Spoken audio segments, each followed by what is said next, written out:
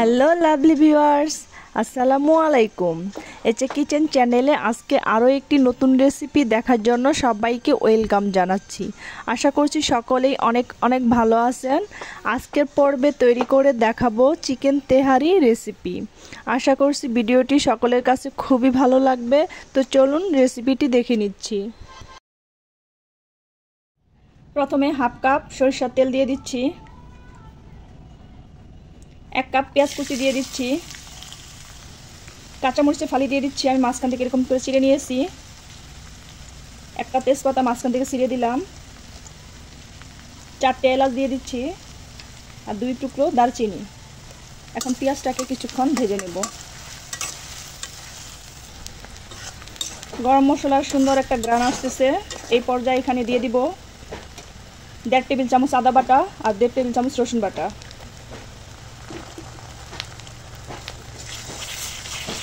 নেড়ে চেড়ে নেব। এখন এখানে দিয়ে দিচ্ছি 1/2 টেবিল চামচ ভাজা জিরার গুঁড়ো আর 1/2 টেবিল চামচ ধনিয়ার গুঁড়ো। নেড়ে চেড়ে মিশিয়ে নেব। আদা রসুনটা কিছুক্ষণ ভেজে নিলাম মশলা সহ। এখন এখানে দিয়ে দিচ্ছি চিকেন। আমি এখানে 1.5 কেজির চেয়ে একটু বেশি হবে চিকেন নিয়েছি। এখন চিকেনটা ভালো করে নেড়ে চেড়ে দেবো।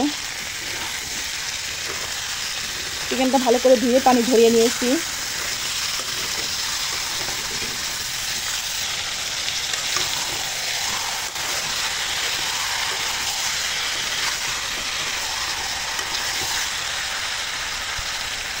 এখন এখানে দিয়ে দিচ্ছি স্বাদমতো লবণ আর দিয়ে দিচ্ছি 1.5 টেবিল চামচ গরম মশলার গুঁড়ো।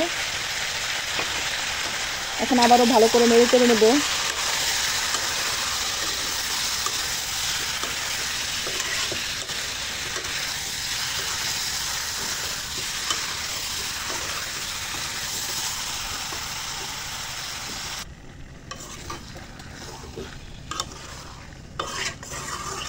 ভালো করে নেড়ে চেড়ে নিলাম। এখন চুলার আঁচটা কমিয়ে এখানে টক দই দিয়ে দিচ্ছি। এখানে হাফ কাপের চেয়ে একটু বেশি টক দই নিয়েছি। এখন ভালো করে নেড়ে চেড়ে দেব।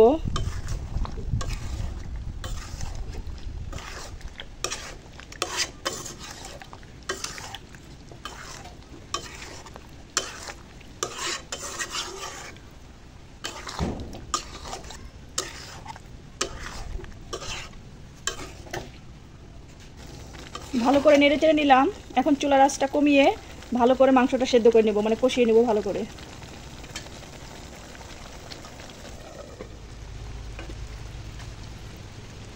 এই তো মাংসটা ভুনা ভুনা হয়ে গেছে আর মাংসটা ভালো করে সেদ্ধ হয়ে গেছে। মাংসটা এরকম ভুনা ভুনা করে নিতে হবে। মাংস পানি সম্পূর্ণ শুকিয়ে গেছে আর মাংস থেকে তেল ছেড়ে দিয়েছে। এখন আমি মাংসটা চুলা থেকে নামিয়ে নেব। এখন আমরা তেহারি রান্না করে নিব। তার জন্য প্রথমে তেল দিয়ে দিচ্ছি, সরিষার তেল। তেহারিটা কিন্তু সরিষার তেলেই পারফেক্ট। 2টা পেঁয়াজ কুচি দিয়ে দিচ্ছি আর 2টা কাঁচামরিচ মাঝখান থেকে ভেঙে দিচ্ছি। 3টে এলাচ দিয়ে দিচ্ছি মাঝখান থেকে চিড়ে আর 1 টুকরো দারচিনি দিয়ে দিচ্ছি। এখন ভালো করে ভেজে নেব।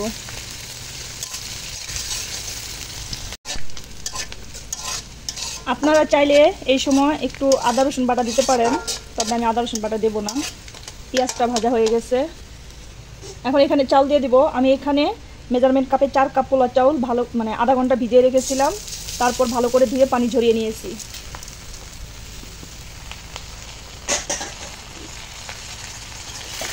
এখন চাউলটাকে ভালো করে ভেজে নেব।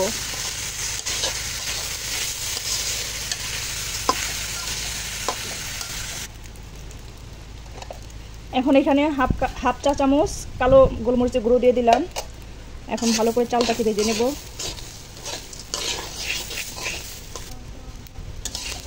আমি চাউলটাকে 10 মিনিট ভেজে নিলাম। চাউলটা ভাজতে যতটুকু সময় লাগে আপনারা চাউলটা ভেজে নেবেন। এখন আমি চাউলের ভিতরে পানি দিয়ে দিচ্ছি। তো এখানে আমি 4 কাপ চাল নিয়েছি। আমি যতটুকু চাউল নিয়েছি তার দ্বিগুণ পানি দিয়ে দিব এখানে।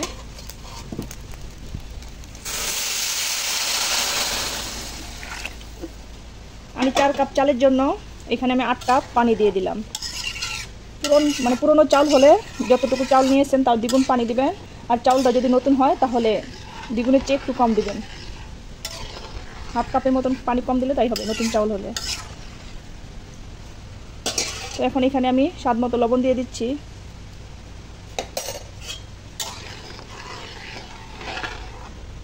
এখন এখানে লেবু চিপে দিচ্ছি।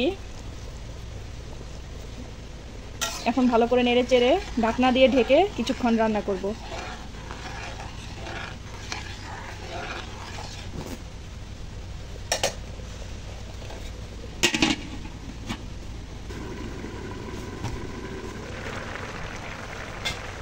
বেশ কিছুক্ষণ রান্না করার পর আবার একটু নেড়ে চেড়ে দিচ্ছি।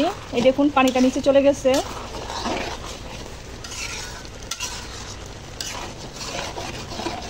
এখন এখানে মাংস দিয়ে দেবো। যখন পানিটা এরকম নিচে চলে যাবে এই পর্যায়ে মাংসটা এখানে দিয়ে দেবো।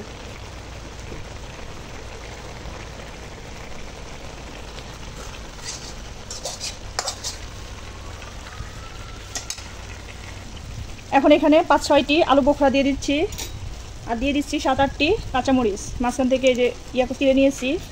এখন ঢাকনা দিয়ে ঢেকে কিছুক্ষণ রান্না করব, পানি শুকিয়ে যাওয়া পর্যন্ত। নিচে যেন লেগে না যায় তার জন্য এখন একটু নেড়ে দিচ্ছি।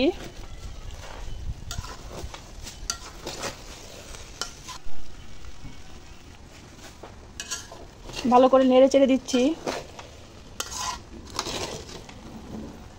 এখন চুলার আঁচটা লো করে 10 মিনিট দমে রেখে দেব। অবশ্যই 2-1 বার নেড়ে দিতে হবে। আপনারা চাইলে এই সময় গোলাপ জল, কেওড়া জল দিতে পারেন। এখন আমি ঢাকনা দিয়ে ঢেকে 10 মিনিটের জন্য দমে রেখে দিচ্ছি। 10 মিনিট দমে রাখার পর ফিরে এলাম। এর মধ্যে আমি 2 বার নেড়ে দিয়েছি। এখন আবারও নেড়ে দিচ্ছি। ভিডিওটি ভালো লাগলে লাইক, কমেন্ট, শেয়ার করবেন।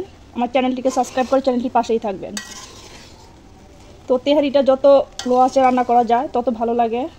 তো এখন আমি আবারও চুলার উপরে আরও 10 মিনিট এভাবে রেখে দেব। তো ধন্যবাদ সবাইকে এতক্ষণ আমার ভিডিওটি দেখার জন্য। আজকের মতো এখানেই বিদায় নিচ্ছি। যখন খাবো তখন পরিবেশন করব। এখন আরও 10 মিনিট চুলার উপরে এভাবে রেখে দেবো, দমে রেখে দেবো। আজকের মতো এখানেই বিদায় নিচ্ছি। আল্লাহ হাফেজ।